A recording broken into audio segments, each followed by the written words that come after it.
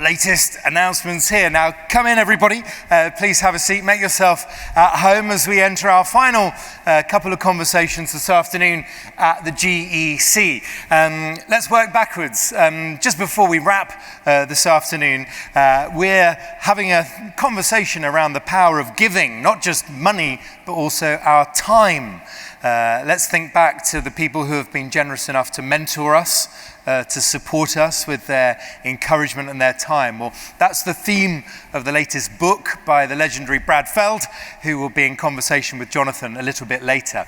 Before that, we've brought a group together who between them have backed literally thousands of companies, of entrepreneurs with their money, with their time, and with their connections. So our theme is really startup community super builders, so seeding ecosystems and powering economies. So you'll meet the guests who really are the real deal. We'll hear what they've learned and also how they see the future as well. Please give a warm welcome to a fantastic team up to the stage, including our brilliant chair for this session, who is a general partner at Alloy Partners. So with her guests, please welcome in the brilliant Lesa Mitchell.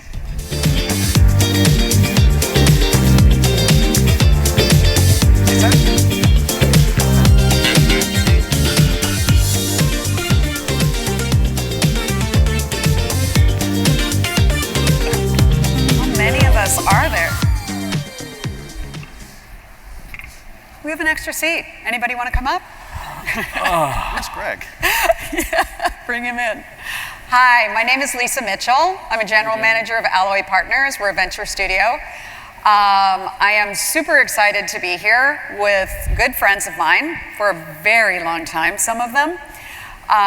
We're here to talk about building ecosystems for entrepreneurs. I mean, the entire conference is about entrepreneurs, so, but we're gonna talk about different components of an ecosystem, how you get those things built. These guys have all had a lot of success in different cities in doing that, and so we hope to share all of that information with you. I have no idea if they're gonna let us open it up for questions, but we'll try anyway. So let's start with David. Would you introduce yourself and tell me one thing that you want to make sure everybody gets out of this panel before they leave? Sure. Hey everybody, I'm David Cohen. I'm one of the founders and CEO again of Techstars.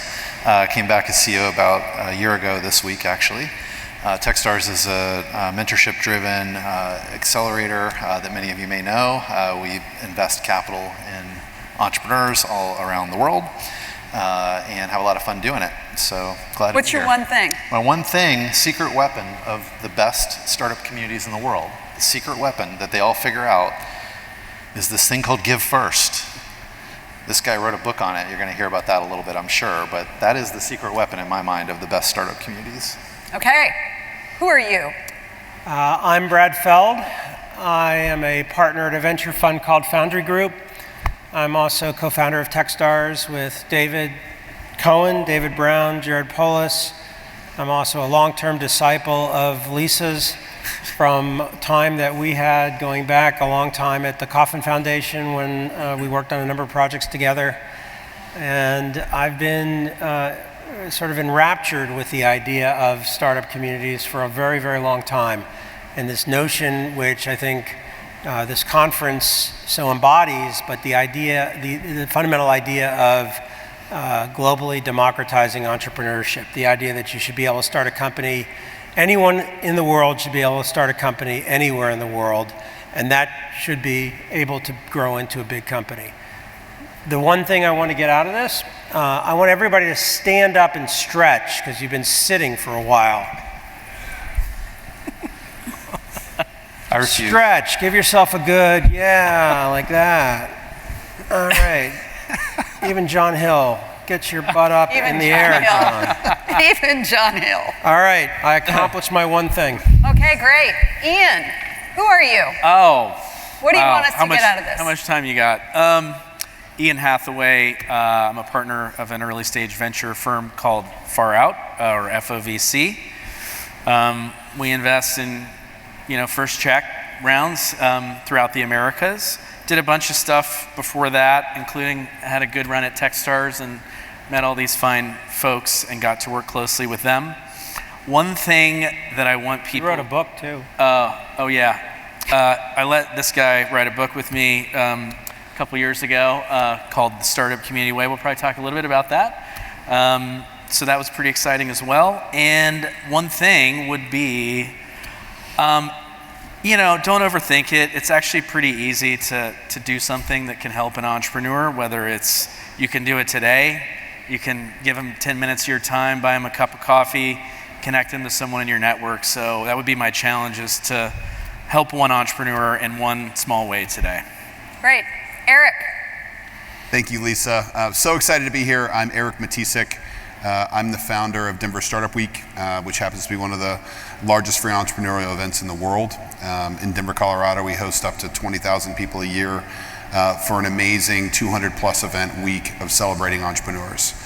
When I'm not doing that, I'm an advisor at Techstars and have the ability to work with David and Brad on some of the work that we're doing globally. But most importantly, when I think about the work of startup community building, the one quote that always comes back to me is Margaret Mead.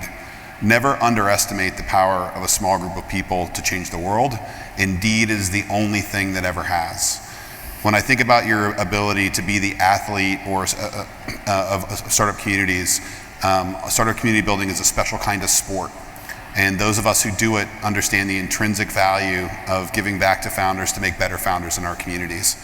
And so if there's one thing that you walk away with from this panel, I want you to really, really think deep of what you can possibly give to the community.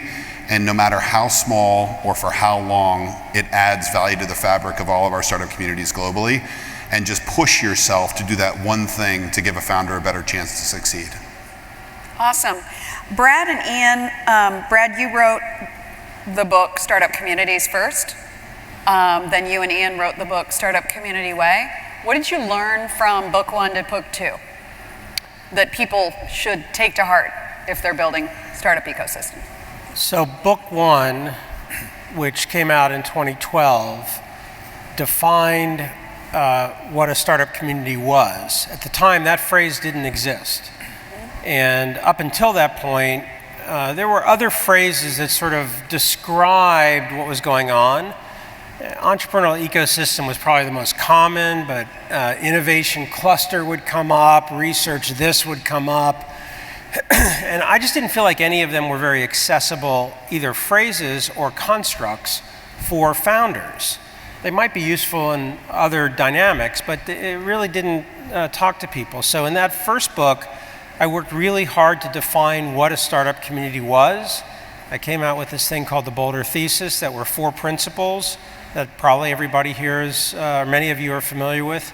The idea that the founders have to be the leaders, you have to take a long-term view, you have to be inclusive of anyone who wants to engage, and that you have to have activities and events that engage everybody in the startup community.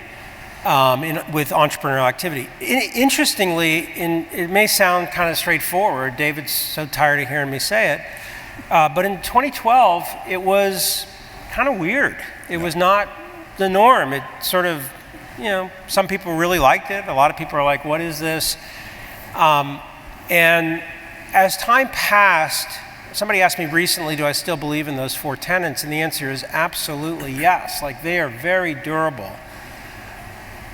When Ian and I started working on the Startup Community Way, there were a couple of things that we really focused on. One of them that relates back to that first book was fixing 2 things. One was this notion of the founders have to be leaders, or entrepreneurs have to be leaders. By the way, I like to use founders a lot instead of entrepreneurs. They are obviously interchangeable. But I've found that the word entrepreneur is now starting to mean a lot of things that is distinct. It's a superset of just founders. So when you hear me saying it, I'm using them interchangeably, but I'm thinking of the founder. I defined these 2 constructs, leaders and feeders. I said the founders are leaders, the feeders are everyone else. But I really didn't do a good job of separating people from organizations. And if you think about it, what I was really trying to say is all the organizations are supporting the founders who are leading the startup community. At the essence of that, if you drop it down another level, in the second book, we defined the difference between a startup community and an entrepreneurial ecosystem.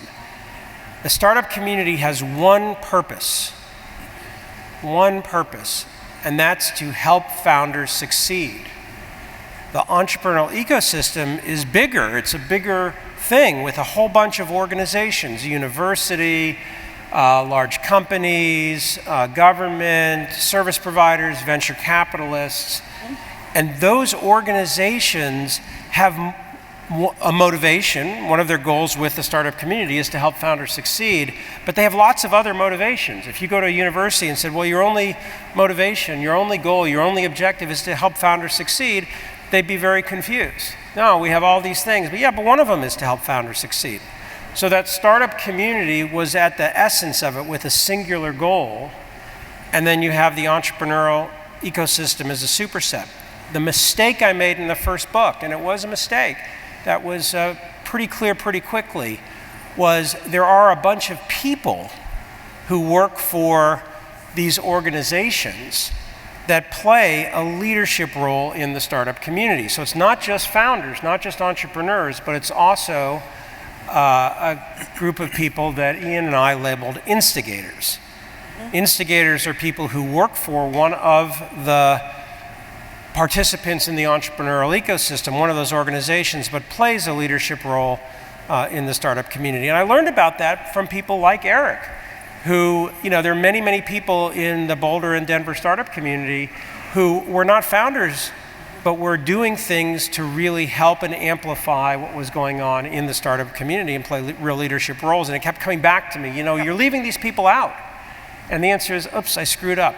Yep. And today, what we say very clearly is this separation. The goal of the startup community is singular. It's to help founders succeed. The leaders of the startup community are founders and instigators. Instigators work for the organizations that make up the entrepreneurial ecosystem, one of whose goals is to help founders succeed. Right. Okay, let's play off that. Ian, you did research figuring out who all these instigators were. Help me understand, because clearly one of the instigators or the blockers are policy. Yeah. Talk a little bit about that. I mean, those of you in the room are from all over the world. Many of you have different kinds of policies in place in your own countries that are blockers or instigators. Tell me what you and the policy institute that you work with in Washington, D.C. now is kind of your fun side gig. Yeah. Think are those policies that need to be in place? Yeah, so that's actually something from startup communities that I know we've talked about this before that you wanted to evolve, which was basically there's no role for government. And we took a fresh look at that in the start. Well, let's be crisper on that. In the first book, in the first edition, I did not do a very rigorous job of thinking about how government could help startup communities. I kind of said, mostly do no harm and let the startup... Which is good. Yeah, and let the startup community and the founders do their things. In the second edition of the first book, I added a lot more stuff because I learned a lot and realized that that was pretty limited in my own thinking.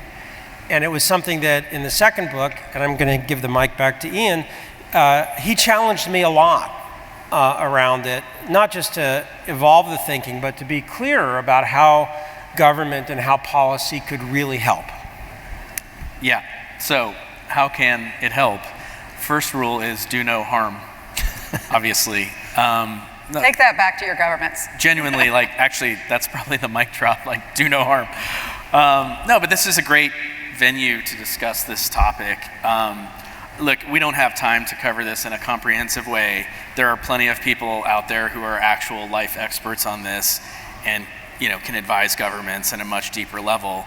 But I guess a couple of, maybe principles I would talk about. So the first is, do no harm. Secondly, is it's a little bit boring, but there are certain things that only government can do. Entrepreneurs can't do it. Private actors can't do it. Do that well. We have a framework in the Startup Community Way, for those who aren't familiar, called the 7 Capitals, which is basically 7 pillars of the things that are important to an entrepreneurial ecosystem. And when you look at the list of those 7 pillars, some of them are entirely in the realm of government, or at least government plays a critical or supportive role. Things like institutional capital, so rule of law, regulation, stable markets, functioning capital markets, monetary policy, stuff like that. Supporting scientific R&D, right?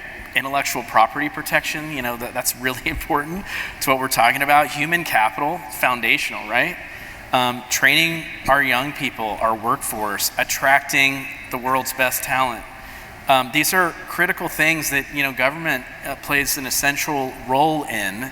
So I know innovation policy, entrepreneurship policy, getting involved is really exciting, but if we don't do those things well, it undermines the rest. And actually I left out a very important one for especially local governments. We're here in a city, right? We're celebrating entrepreneurship in this city. And it's the role of what we call physical capital, but it's the quality of place. People can live in a lot of different places now. We've learned that. And talent wants to live around other talent in places that are enjoyable, safe, good schools, fun. So again, that's a critical, government, do the things that only you can do those well. I would talk about a couple of other principles. I know we're a little limited on time, I won't go too far, but I like this concept that I'm borrowing from a friend of mine, Joe Marschak. He talks about platforms versus pipes. So in government, classic is right, like we're setting the vision, we're setting the policy, the idea, and we deliver the solution, we deliver the service. In ecosystem building, right, it's about the platform, creating the individuals to interact in a free and autonomous way. This is an example of that. I don't know how all the sponsorship dollars came together for this event, but it's convening us. This is an example of, it's an excellent example of a city coming together to create a platform for ecosystem building, to take place. Couple of others that stand out from my experience at Techstars and in other places is before you launch into something new, spend real time understanding what's actually going on already. It might surprise you. There's a lot of overlapping initiatives, there's critical gaps. Spending that time with the instigators, with the entrepreneurial leaders, can give you important information about what should we do next. And these are all really basic things, but they, too often, I think our best intentions, we just want to jump in and do stuff. Yep. And there's other things we need to do first. Yeah, so that's a really good switch to you, David. If we're talking about placemaking and how do we start? Where do we start? What do we do? Talk to us about what Techstars is doing around startup partnerships with cities. So Techstars is 18 years old, and we get, as an organization, we get a lot of calls from communities that want us to be a part of their community, right? And I think over the years we've tried to respond to that in different ways. One way was, everybody wants us to have an accelerator in their community. Some communities might be ready for that, some might not. And we've made some mistakes in that regard, going to a few places that really weren't ready in one way or the other. And it doesn't end well, right? Because there's not enough investors in that country, or not enough ecosystem in that particular place to make it work. So trying to be responsive to that and really listening. When I came back as CEO a year ago, I kind of had these 3 recommitments, right? One was, just help founders succeed. That's what we do. Let's really focus on that. The other was embrace startup communities, right? The way that Techstars was built was through the communities that we operated in. The origin story of Techstars in Boulder with 100 mentors and everybody cheering for the 10 companies that were going through the accelerator, and them investing in it and introducing downstream investors and acquirers and all that. That's the magic of community. But it took 18 years. Well, it happened pretty quickly, actually. It's been taking longer to figure out how to connect it globally, yeah. Right? And so when another community calls and says, we want that magic, our response for a long time was, okay, let's stamp out an accelerator. But that wasn't always the right solution for every community, to just start investing there. so we've come up with this concept based on the books that Brad and Ian have written, Startup Communities, Startup Community Way, to basically build an accelerator for startup communities, right? And so rather than all these communities trying to go it alone and figure out, how can I make my startup community grow and thrive, we've basically taken what these guys have researched and figured out and written about and tried to package that in a way that is joint learning. And so someone like Erik, right, who runs the biggest startup week, I think, in the world, in Denver, right, is a great mentor for other communities that want to do that. And so there are mentors across the network that can teach each other, learn from each other.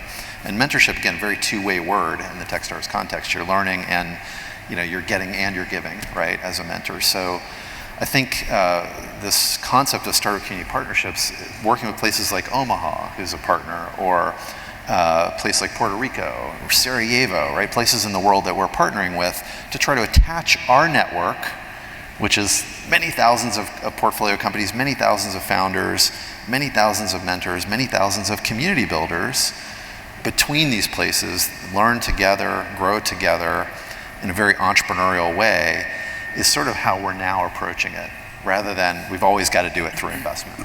And so when you go into Sarajevo, you're creating those linkages locally, but then you're building them into global linkages that you've already got built. Global, we're building our own relationships there so that, when we do start investing there, right, that's an established network. They're already connected, their companies are already benefiting in the community, people are already mentoring or investing across the system.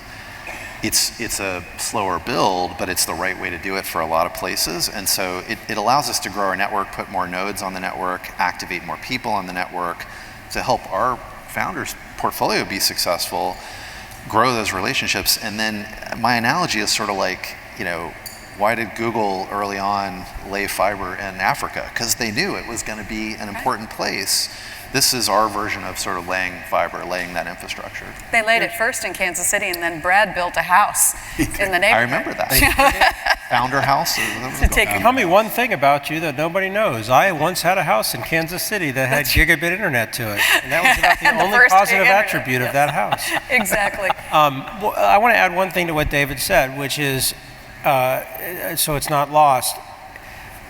When we started Techstars and the first accelerator program was an experiment, we did a couple of things. We said, let's limit the number of companies. We had 300 and something apply. We took 10, not 200.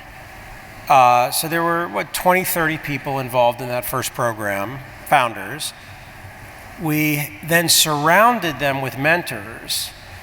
That was somewhere between 50 and 75 mentors in that first program that were mostly experienced founders, but also VCs, a couple of lawyers, and not just people in Boulder, but people in Denver, but West Coast, East Coast, that would come to Boulder. So we got connectivity that way. We put them together in a physical space for 90 days. So we really concentrated on having them interact a lot with each other, not just the founders with the mentors, but the founders with the founders, everybody learning from each other. And oh, by the way, in addition to being really intense, because starting a company is really intense, we tried to do it in a way that was fun, right? That was positively reinforcing. It wasn't like, okay, I got to go do this shitty thing for 90 days and I'm going to be miserable. And it was hard, and a lot of people had sacrifices because maybe they weren't with their family for that 90 days. But a lot of people took their family with them, and that family became part of the startup community. Boulder happens to be a pretty awesome place to be, back to the point that Ian made, so you can build these feedback loops. So think about that, and now map that kind of activity with one exception to the startup community partnerships, where instead of in a startup community, in a geography, right, in Puerto Rico or in Sarajevo or whatever, it's just sort of a focus just on that. Of course there's a focus just on that, but it's with their peers, a couple of other startup community partnerships that are for a period of time working together in a structured way, having regular interactions. The one nuance is we don't bring them all into the same place, but we move them from place to place. right? The people in Puerto Rico are absolutely going to want to end up spending time in Omaha and in Sarajevo as they get to know each other. Those will be natural phenomena, so they're learning from each other. And then that cohort that's going through the Startup Community Partnership Accelerator, that does an acronym well, they are surrounded by mentors, people like Erik and others who have been incredibly successful, whether it's building out a very specific part of a vibrant startup community like a Startup Week, or whether it's being part of the fabric of the university and how the university interacts with the startup community. And we don't expect that at Techstars, we have lots of ideas about that stuff, but we don't know the answer for every place in the world. But we do know that if you get a bunch of people working on the same thing that are at the same stage, interacting with each other, surrounded by mentorship, real magic can happen. And that's where this emerged from. Last comment, I think we learned this from lots of mistakes we made. David said it, but I don't want to lose it. 18 years later, we made a lot of mistakes. And that's how you figure out what works. Yeah. Not by having the right idea at the beginning and then just doing it. Yep. And in this particular case, I know that there's lots of people here that are in different parts of the world. To the extent that any of this rings true to you, reach out, because we're trying to learn. We're trying to figure it out. We're trying to make this something that 18 years from now, we look back and say, wow, that startup community partnership really made a difference. Yeah, but I don't want to leave you out, Erik. I see you down there. And these guys have been talking about instigators that are within a community. And instigators can be corporates, they can be funders, they could be governments, they could be whatever. When you guys how many years have you been doing Denver Startup Week? 14. When you guys put that together, and as you've seen it grow over the years, because it's huge, what's changed? How does that become a big platform? Are you bringing together instigators? Is it just entrepreneurs? Thanks, Lisa. Yeah. The story of Startup Week is one about collaboration. And I think to Brad's point, when you using some of the Boulder thesis, being inclusive to all those that want to be involved was a critical differentiator for the work of Denver Startup Week. We started out with a few thousand people and 50 events that was mainly put on by founders in the first few years of the program. But as we thought about ways we could broaden the message, turn up the volume on the topics within our community and support more entrepreneurs, it became really important to not only invite the founders to the table, but all of the service providers, the government, our entrepreneurial support organizations across the community, and really be a tapestry for the entire startup community to collaborate and build a symphony of activity around one consolidated event. And so I think the biggest takeaway from the success that we've had as we've scaled the program is really from the Boulder thesis, which is you must be inclusive and welcoming to all those that want to be involved. When we grew the event from the 60 some events to over 300, it was no longer about tech startups in Denver. It became about small business. It became about manufacturing. It became about Boulder and Fort Collins and Colorado Springs. And it started to tell a much bigger story and a much bigger platform. But without that welcome mat for every single person to be involved, regardless of background, regardless of business, regardless of community, was really the differentiator. And the more that we went deep in being intentional about it and driving on equity and access for those in our community that really needed to have the most support, it just amplified the volume even more. And so, Lisa, I would just suggest that anyone that's continuing to build their startup community that be really, really intentional around being welcoming and leverage the methodologies of Give First in all that we do, but most importantly, invite people to the table to be themselves, honor them, and most importantly, amplify their work in the community. And that's what made the biggest difference in those early days. Yeah, absolutely. And many of you, if you look at the timeline that's out there relative to Global Entrepreneurship Congress, Global Entrepreneurship Week, et cetera, I mean, Brad and I have been involved. Sao Paulo is on the wall down there. I see some of those people today that we met way back when. Many of them have become entrepreneurs. Maybe they were instigators before.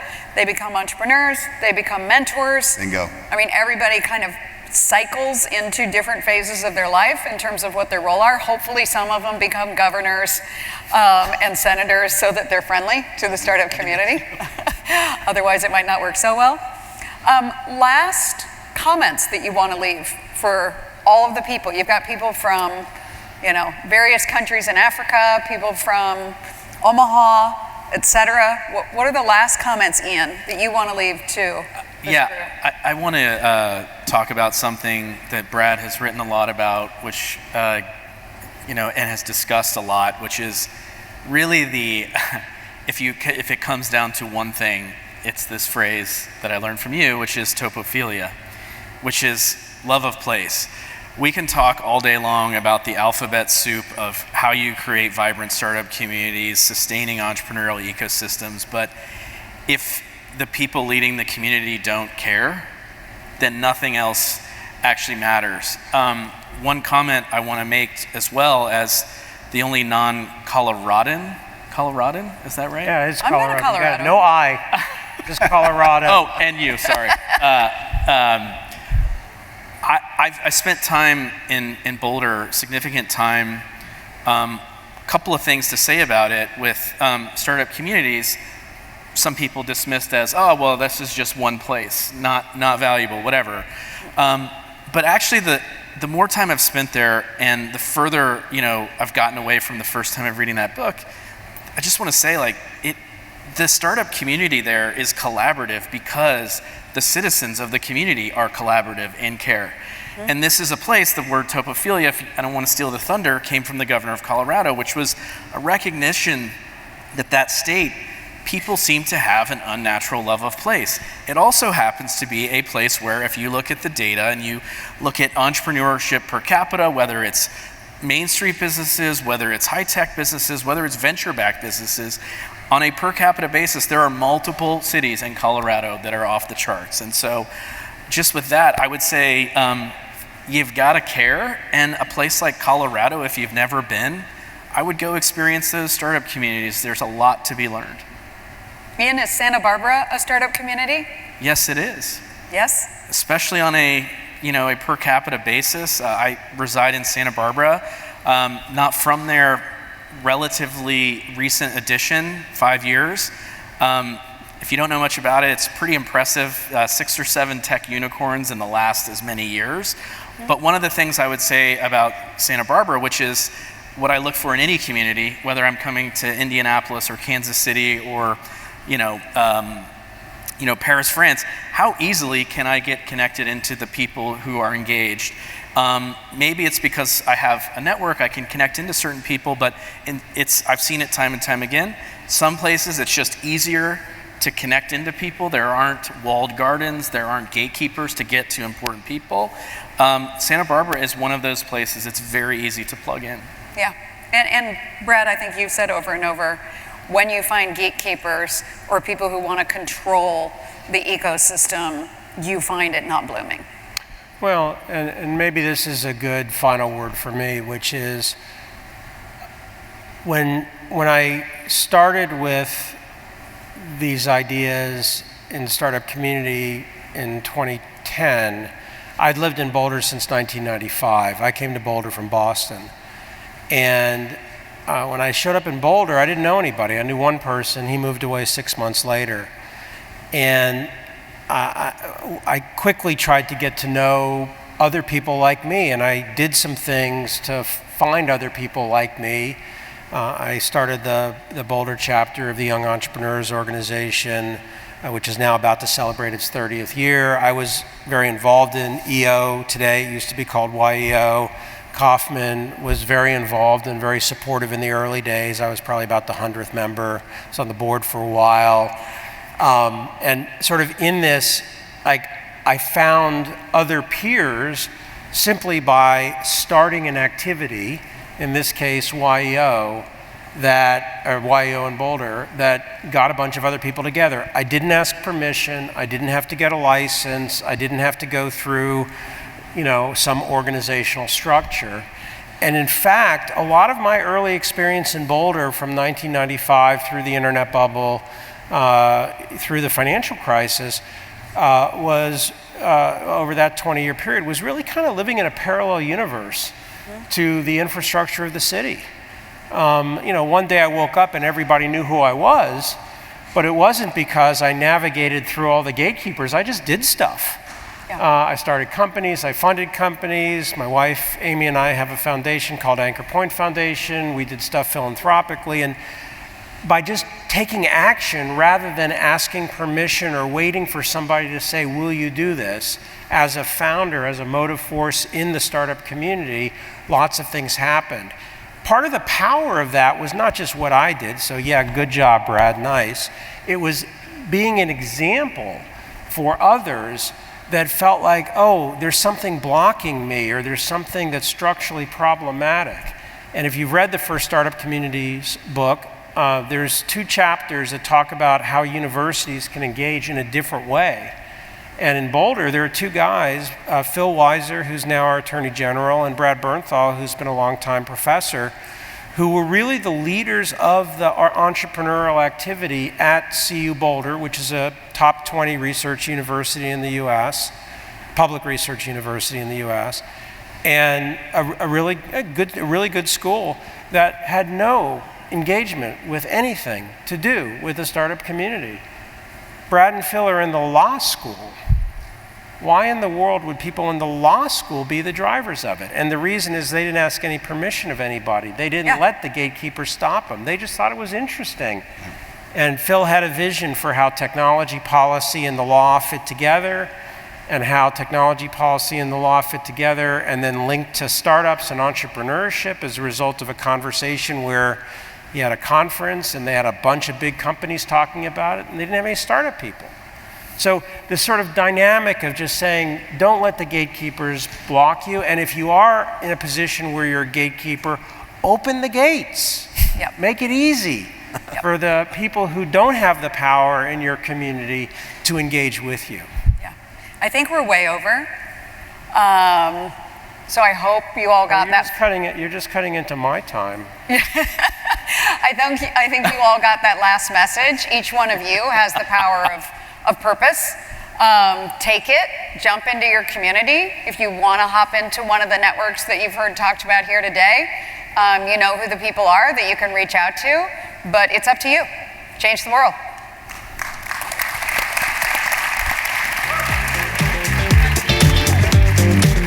Thank you very much, Lesa. Thank